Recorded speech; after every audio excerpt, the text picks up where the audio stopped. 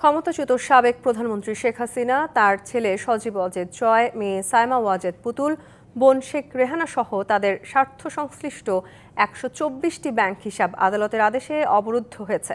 এসব অ্যাকাউন্টে ৬৩৫ কোটি টাকার সন্ধান মিলেছে বলে জানায় দুদক।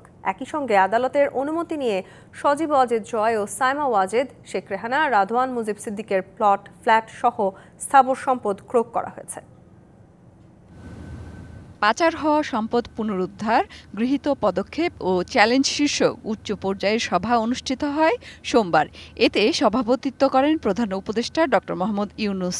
ওই সভায় আর্থিক গোয়েন্দা ইউনিট বিএফআইইউ জানায়, পালিয়ে যাওয়া সাবেক প্রধানমন্ত্রী শেখ হাসিনা ও তার পরিবারের ১২৪ অ্যাকাউন্টে ৬৩৫ কোটি টাকার সন্ধান মিলেছে।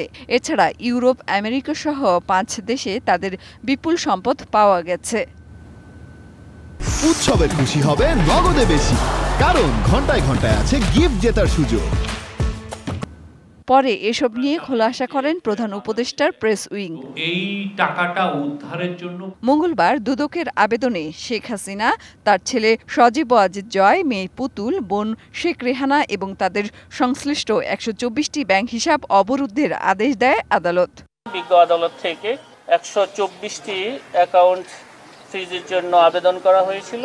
১২৪টি অ্যাকাউন্টে যে অর্থে রয়েছে সেটা বিজ্ঞ আদালত থেকে সে বিষয়ে অবরুদ্ধকরণের আদেশ প্রদান করা হয়েছে।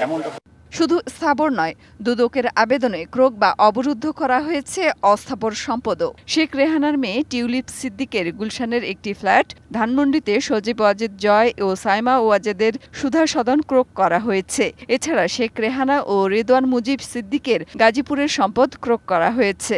অভিযোগ সংশ্লিষ্ট জনাব শেখ হাসিনা, সাবেক প্রধানমন্ত্রী, এবং তার ছেলে জনাব সজীব আহমেদ জয়, তার মেয়ে সাইমা ওয়াজেদ, তার ছোট বোন জনাব রেহানা সিদ্দিক, জনাব রাদওয়ান মুজিব সিদ্দিক, টিউলিপ রিজওয়ানা সিদ্দিকের নামে অর্জিত স্থাবর সম্পদ যাতে অন্যত্র স্থানান্তর, হস্তান্তর বা বেহাত না হতে পারে সেজন্য বিজ্ঞ আদালতে আবেদন করা হয়েছিল।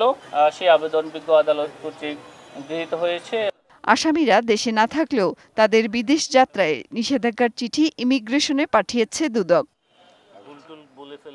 মেহের মুনি, ডিবিসি নিউজ, ঢাকা।